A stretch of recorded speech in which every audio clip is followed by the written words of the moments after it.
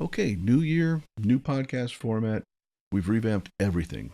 Historically, going back even before COVID, we were doing a audio podcast. It's available on Apple Music, Spotify, all that fun stuff.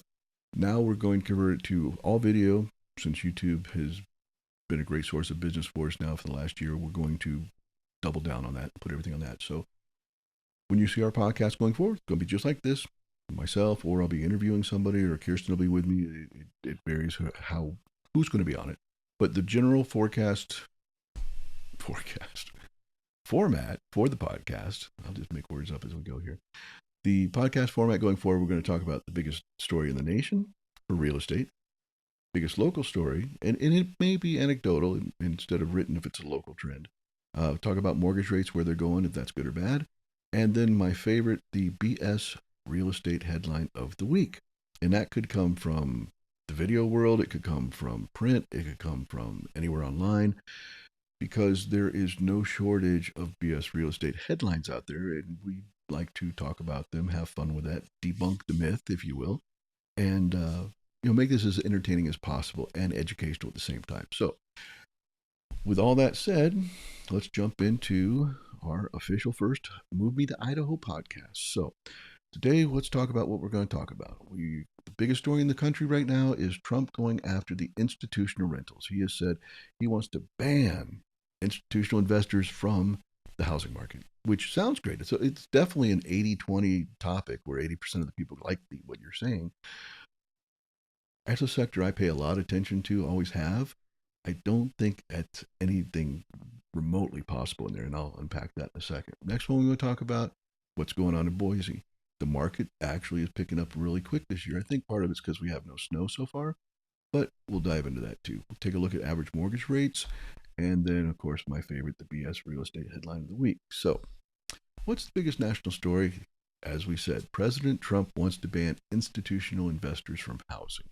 So, what I want to do is go share my screen real quick, jump over here, and talk about institutional landlords. So they actually were net sellers the first half of last year, meaning they sold 3,038 more homes than they bought last year. So if they're selling more homes than they're buying the first half of the year, and that trend did continue, how big an issue is it? It's probably not, but it sounds great when you put it out there. So, kudos for finding a great topic. Now, let's talk about politics for a second. This is a politics-free zone. When you hear me talk about a President Trump or a President Biden or any other administration or local entity or that, it's in the context of it is what it is. Person A said this, did this, wants to do this. Let's unpack it, see how it affects real estate. All right? It is what it is. I'm pretty agnostic on this one. So, you won't ever hear us, doubling down or anything like that. And it's not because we don't have politics personally. We all do. This is business. So President Trump wants to come after the institutional landlords because he says they're a huge issue in real estate. And he may have even read I saw a headline last week, said 25% of all the purchases in the fourth quarter of 2025 were institutional investors. Well, I think somebody didn't do a lot of data research on that one, because while on a numeric basis, you might say that, okay, this institutional investor bought 1,000 homes and only 4,000 homes sold last quarter. That's not a real number. I'm just pulling numbers out right here. And only 4,000 homes sold last quarter, so they bought 25% of the inventory. Oh my gosh. But you have to understand, with the institutional investors, and this is a very, very important topic, or very important point, sorry. They're not doing scatter site buys anymore. And scatter site means that's when they come out and they buy on the open market. Like homes that you and I would be buying or trying to buy, they're hoovering up so we don't even get a shot at it. That's not what's going on right now. There's three main channels that the institutional guys use. Number one, they sell between each other. They say, I have 1,000 homes I want to divest. They're in the Atlanta area, Jacksonville area, Dallas area. Are you interested? So, Tricon might pick up the phone, call up First Invitation. Hey, or Invitation Homes rather.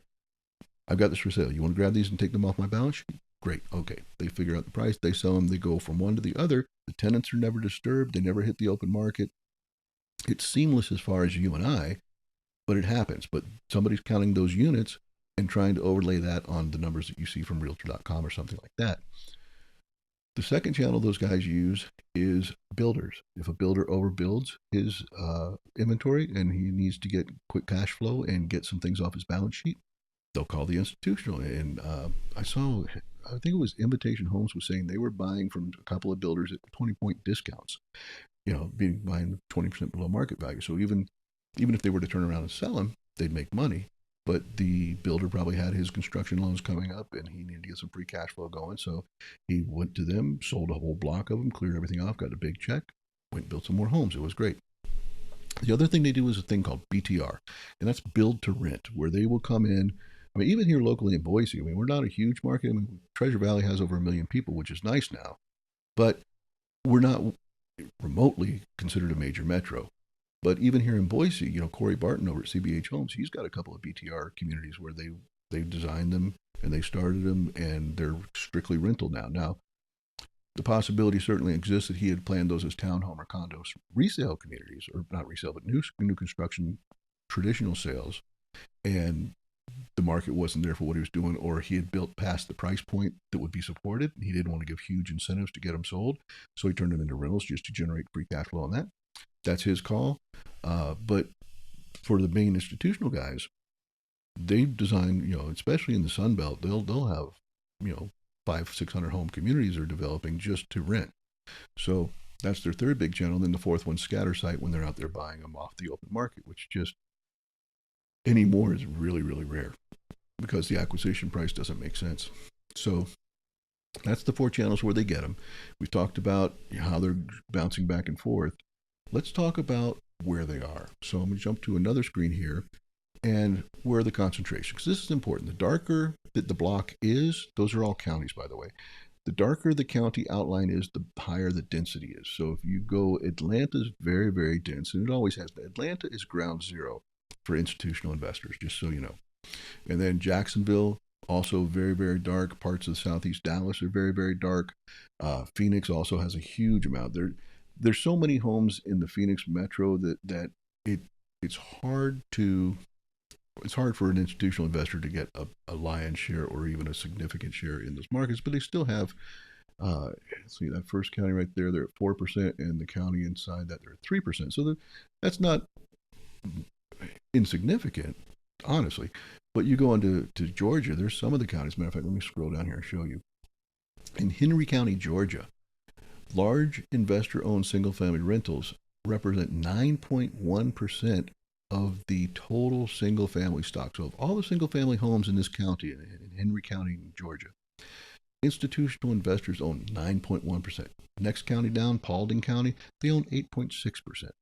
Douglas County, 8.5%. Clayton County, 7.4%. Newton County, 7.3%. So that's significant. If I were a realtor in Georgia, I would be paying very, very close attention to the institutional guys. I would make friends with anybody and everybody who had a decision in whether or not they bought or sold for the institution. And I would do everything I could to know exactly what they were doing up or down. Whether or not I got the business is a conversation on the side. But I'd want to know what they're doing anyway, just because that's going to have massive, significant impact in that market. I mean, think about 9% of the total housing stock in a county. I would not be comfortable living in that county, quite honestly. All right, so that's where we are. So let's see, what else? There was one more tab I had here. Okay, let's talk about how much they bought, when they bought it, et cetera, et cetera. So the absolute peak, and this was scatter site peak. Now going back to scatter site, that means when they're actually buying on the open market. Let's look at the first quarter of 2022, they represented 3.1% of all home buys. And in those of us who were in the market or working the market back then, know that 2022 was a really bad inventory year. That was about as bad as it got as far as no inventory to be had. So at least early, once Jerome Powell said he was going to reset the housing market the back half of the year, there's inventory everywhere. But early, like the first quarter of 2022, it was still pretty scarce. So at that point, they were 3.1% of all the purchases made in the market. And if you look to where we are now on the far right of that dark bar there, it's 1.2%. So it's not significant anymore. And I just want to give you another point of context, because this is one that just makes my head explode all the time.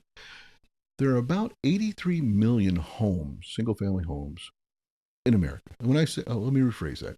There's 83 million homes in America. And that could be a combination of single family. When I say single family, I'm talking about freestanding building, like, a normal house, condos, townhomes, 83 million all over.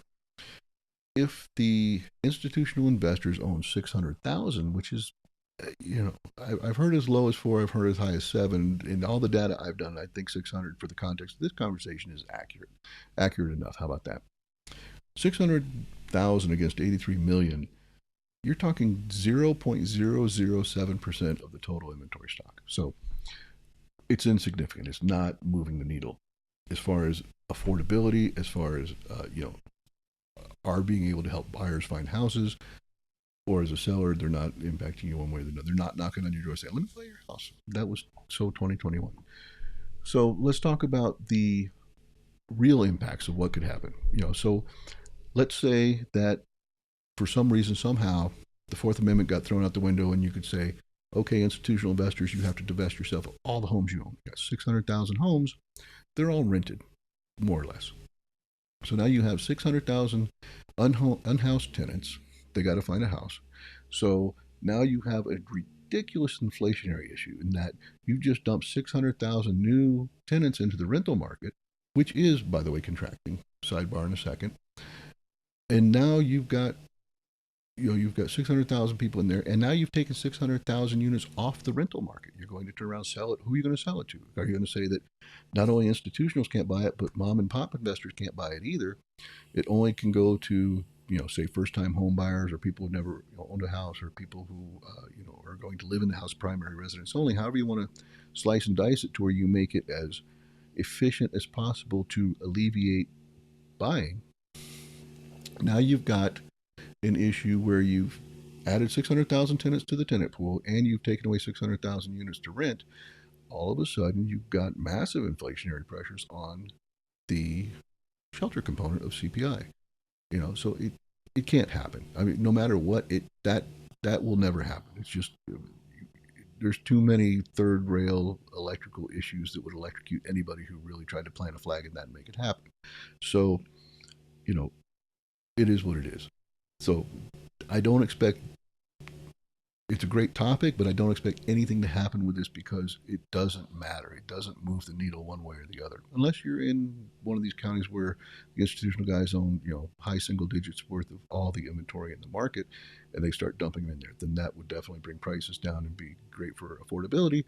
But what do you do with the tenants that were in those houses? So cause and effect here. Other thing I want to talk about is rents. Even though everybody says rent's going up, like, in CPI, the consumer price index, it comes out every month released by the Fed. Shelter is one of the most inflationary components of that, and it has been the whole time. And the problem with that is the owner equivalent of rent. And quite honestly, I'm going to make an entire podcast episode at one point just on what that is, what a BS number it is, honestly. And the fact that we actually make policy. The government makes policy based on this. And it's literally, I'll do a full pile. I'm not even going to get on a sidetrack right now because I'll be talking 20 minutes just on this one thing. It's not even part of this particular podcast.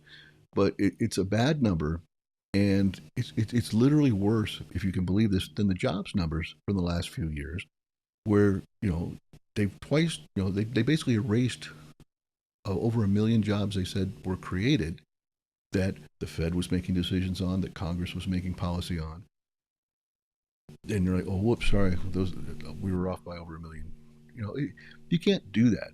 Policy needs to be accurate. But for policy to be accurate, it has to have accurate data, and we don't have it. So somewhere in the government, they need to get better. The current administration is trying to square away the BLS so they start giving us real numbers. And if he could do the same with BLS, where they could give honest to God data on rentals, that would be great for the shelter component, because then you would find inflation is nowhere near as big as they keep talking about it being, because I think the weight that they give the OER or the shelter component for the CPI is in the high 30 percentile. And if that number is off by 100% or 50% or 70%, its overweight is punching above its weight class on how much it affects the overall number and conversely the overall policy. So now that I bored you to tears on that, look forward to that podcast. You'll either love it or hate it, depending on whether or not you like data. So, all right. that's that. So let's go back to, let's see here. What's next? We talked about that one. Biggest local real estate story. So here in Boise, we've got 4 sets of buyers we're working right now they're in the actual let's find a house now mode. And for the 2 weeks before Christmas, and then here we are 2 weeks into the month, it's unbelievable. It has not slowed down at all. Part of it's probably because we haven't had snow this year so far, at least on the valley floors. But we're seeing multiple offers. We're seeing cash offers over ask.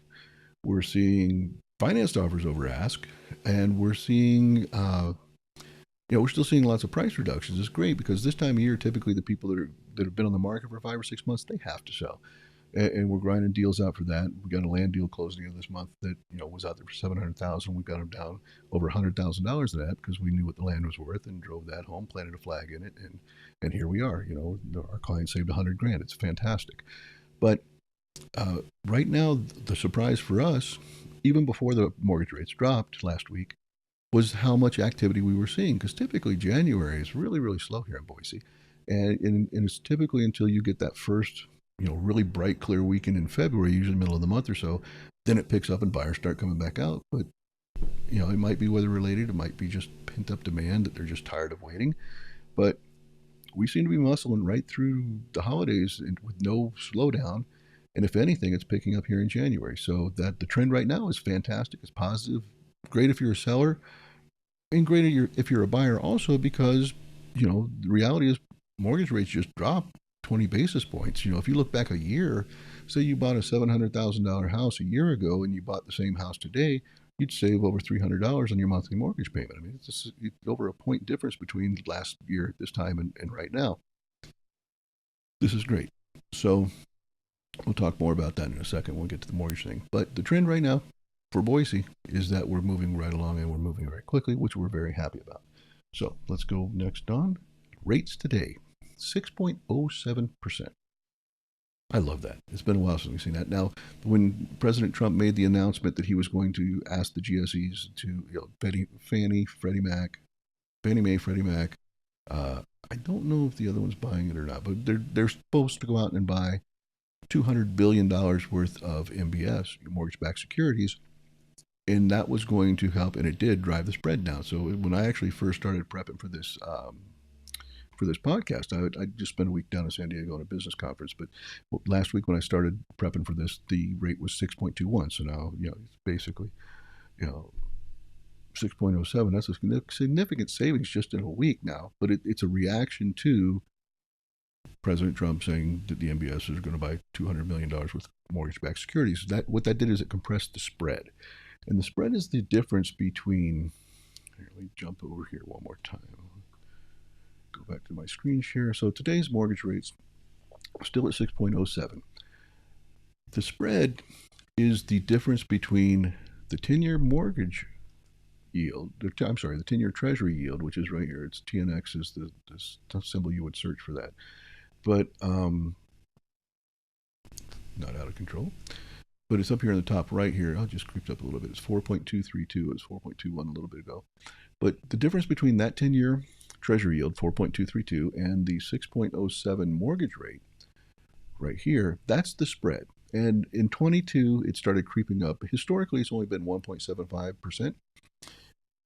22 was at 2.75%, and then in 23 it actually jumped up to almost 3%. That's when we got the 8% rates, and the spread has been coming down. I mean, granted, the Fed's been pulling cutting rates left and right, but the 10-year treasury yield market, or 10-year treasury market, bond market overall, is not responding the way historically they have to things like that, and primarily because of the government debt. We have over $37 trillion in debt now, and to make the bond market really get happy, roll over, and let the puppy throw their legs in the air and get their belly scratched, something significant has to happen. Like the last 2 Fed cuts, the rates actually, after the first Fed cut and then Jerome Powell went out and started talking, rates jumped up, not down. Thank you, Jerome Powell. The second time he actually mitigated what he said and tried not to do any damage, and the rates came down a little bit. But then when President Trump came out and said, hey, no, we're going to make Fannie and Freddie go out and buy $200 billion worth of mortgage-backed securities, that opened up the market on that side, and the bond market positively reacted to it. And the spread went down. And then Friday, for a few hours, you could actually lock in at 5.99. Now, when you see me talk about these average these average mortgage rates on the podcast, that's when you see a 30-year fix that's either on Bank Rate or on Mortgage News Daily or any Yahoo or Zillow or whatever you're looking at. The assumptions on that are your tier 1 credit risk, meaning you're 720 or higher on your FICO. You got 20% down. You're buying a conforming loan, meaning it's not a jumbo loan. It's within whatever the conforming rate for your area is, and that you have a debt to income ratio that's 25% or so. You're not spending a third of your income on the house alone. And if you do, that's fine. You still qualify. It's just the rate change that goes up a little bit. And then the other thing we like looking at here in the middle of the screen right here says Friday's rate trend. It's either positive, minimal, or negative. And right now things are negative. There's not any news that's influencing a downward motion in the interest rate. And it's come up 8 basis points from where it was at a low point on Friday. That said, last week, based on Friday's news and with the fact the rate dropped down to 5.99, the mortgage demand jumped by 30%. It was fantastic. And I can't argue with that. If it continues in that trend and the spread continues to shrink, everything's good. And the wild card, I think, on all this is if the government, the GSEs, Fannie and Freddie and all that, if they don't buy, or if they hit that $200 billion very, very quickly, and then the party's over, then you're going to see it bounce up quickly again. Or if they go past that and it turns out they're going to buy more than $200 billion in MBSs, I think that's where you see a radical and unfriendly reaction from the bond market, and the spread's going to increase again, and we wind up in the mid sixes for mortgage rates. So that said, I think we got a great window for buyers to get very low sixes, which is nice because for the last half year for the last year we've been talking mid sixes and high sixes and even low sevens for a while. So it's a great opportunity there. So the affordability is better, and it's something to think about. We'll update this weekly, if not more often, as we go through. But right now, I like where mortgages are going, and you should too, because it's more affordable.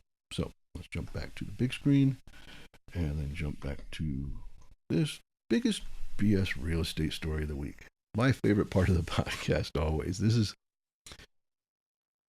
it's there's no shortage of bad real estate stories out there everywhere. So I did something that made my screen jump up. Bear with me 1 second here. There we go. Okay, so let's talk about the biggest BS thing of the week. So Redfin came out with a story about how there's more buyers than sellers in the market right now. So, it's actually, I want to jump one more slide. So when I first did all the prep for this, my original BS story was going to be the fact that people thought you could change the institutional investor situation. You can't. That's not going to change it. Nothing's going to change there at all. So that was going to be my BS story. But then Redfin, the gift that keeps on giving, thank you, Redfin, came out with another one of there's more buyers than sellers in the market stories. And of course, podcasters, yes, I'm a podcaster. Sorry, it's ironic I'm jumping on it. But they all jump on this story and they make these podcasts. They talk about, oh my gosh, 2026 market's going to crash. You just watch. And, these crash bros have been going on forever. Ever since the last crash, Kirsten and I were selling during the great financial recession or the great financial crisis, whatever they call it, back from 2008 to 2011. We were knee deep in it. All we did is short sales, foreclosures. We were doing all that stuff. So take it from somebody who actually has gone through a true financial crisis on the real estate side, saw the fundamentals, saw what caused it, saw, all the bad stuff. The fundamentals now don't support any of that crap. But lo and behold, as always, there's a million guys out there saying it's not. I don't know who this person is. He's Reventure Consulting. I have no idea. I just literally typed in Google and said, hey, I'm looking for stories on this particular topic. And he was one of the ones that popped up. So here I watched the entire video. Then I just pulled up to the part I wanted to highlight. Now, the dude's got 674 subscribers versus my 133. So he's doing something right, but clickbait sells. We don't do clickbait here. We're never going to have that kind. Well, if we do get that kind of subscriber base, I'll be happy because I'm not doing it through clickbait. But I'd much rather have people meet us through something like this and then come buy a house with us, whether you subscribe or not. If you do subscribe, great. That's as far as I take it. But anyway, So going back to this guy, Redfin has said buyer demand's horrible and there's more buyers and sellers and all this other stuff. So let's listen to him for a second, then I'll dive into it. The first thing to expect is continued low buyer demand. This data from Redfin is showing that the number of buyers, people searching on Redfin for houses, is down to 1.4 million. This is the lowest level in their data set, and the pending home sales, they keep dropping. Pending sales are down 6% year over year. Okay, let's talk about this for a second. So whenever I get something like this, and I'm sorry I had a slow transition on that. I forgot to change the screen twice. But anyway, I treat these kind of stories the same way I treat political polls. All right. When I see a poll that says so-and-so's favored or everybody hates this or whatever, I get down to show me your methodology. How are you proving what you're saying? If you're coming out in print saying 75% of people hate this, great. I want to see your sample size. I want to see, who you talk to, where they are, what they're doing. And hang on a second, what the heck is going on with this? It keeps changing on me. So evidently, I guess there's hand gestures I can do that make the camera zoom in or out. I didn't know that. Now I do, but hadn't planned on that. Sorry. So I want to see the methodology. How did you get there? So the first thing I do, I say, okay, did Redfin even make a story like this? And here's Redfin's website, their news. And yeah, that's the web story he was talking about does in fact exist. And the exact graphic he was using is right here. So he's playing it straight on what he read. So that's good. So, all right. I want to see if that's true. Great. So then I jump to their methodology. Like, how did you get here? You scroll down and, whoops, too far. And I saw the methodology. Another point I always look at, who wrote the story? Are they in real estate? What's their deal? So Lily Katz, Lily Katz, and I don't know her at all either. Data journalist, she's passionate about helping readers understand complex facets of the housing market. She's particularly interested in the issues of climate change, race and gender equality, and housing affordability. And she worked for 4 years as a Bloomberg News reporter in New York City, which is great, but she's not in real estate. You can write about it all you want, but if you're not in it, sometimes you miss the context. So, all right, so going back to their methodology, we went back to, where did they put it here? Here we go, detailed methodology here. So I'd hit that, and here's their methodology review. I'm like, great, because, and here's why I wanted to go into this. Let me jump back for a second. There is no, wow, that's way out there. Hang on one second here. There we go. There is no database of buyer information. You can't go anywhere and say, like for homes for sale. That's a hard number. We know there's X amount of homes for sale in the market because they're listed. They're in the data. They're in the MLS. We know for a fact those homes are for sale. There's not a question about that.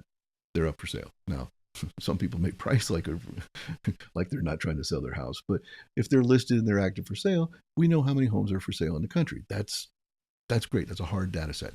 There is zero databases in real estate that track buyers because you can't. I mean, you don't, as a realtor, somebody's going to yell at me about that. You don't submit your buyer broker agreements to a national clearinghouse. There's nobody collects that data and publishes that data so you know how many buyers are in the marketplace. So that's the first BS point. So then I was like, okay, well, how are they getting here? So then they have this model. So because that's not a number anybody could track, they're like, we'll make a model and don't even ever get me started on models because in real estate, they've been horribly, actually in most models are horribly inaccurate. Ask Zillow. Yeah, ask them. They got 750 billion reasons. No, just kidding. 750 million reasons why models don't work. Ask them. It was in their public reports. That's how much money they lost. Open Door will help you with that as well. Anyway, so Redfin basically has just created a model and they're like, we have all this data from our buyers agents and all this stuff. So the next question becomes, okay, Redfin's saying that their agents with their buyer model, with their buyers, they know how long it takes a buyer to buy a house and sell a house and all this other crap. Redfin has less than 1%. Well, let's be generous. So let's say Redfin has 1% share of the entire national real estate market.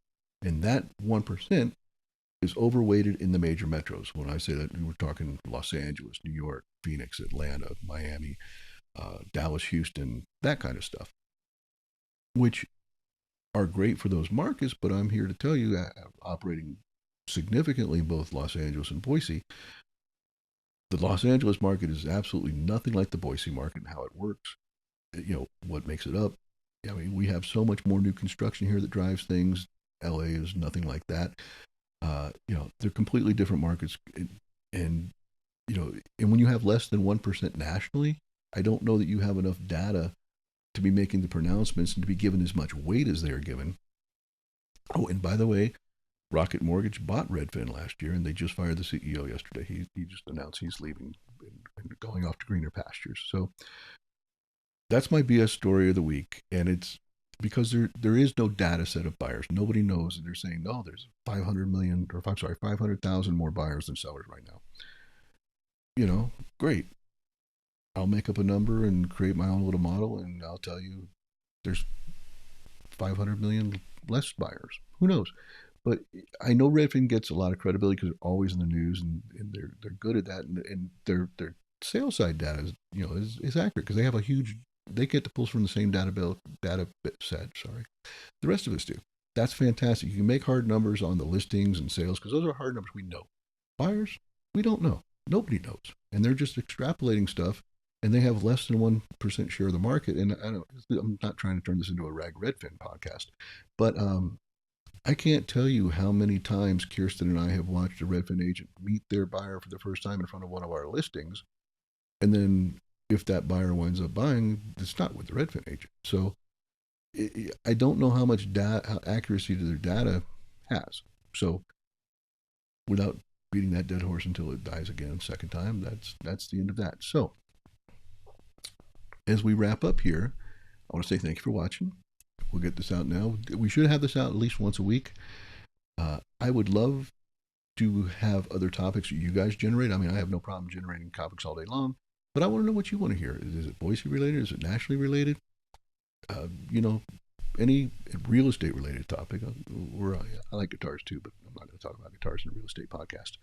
That's where we're at. So we're looking forward to it. We're excited about it. Thank you for watching. Subscribe if you like, and we'll see you next time. Thanks for watching. Thanks for listening to today's episode. If you would like more info on how we provide concierge service to our sellers, buyers, and investors, give us a call at 208-872-8108 or send an email to sold@powellgroup.com. We don't just help people with homes and investment properties, we know land as well. With hundreds of satisfied clients and over 4 decades of experience, our team will help you move on with your life in no time.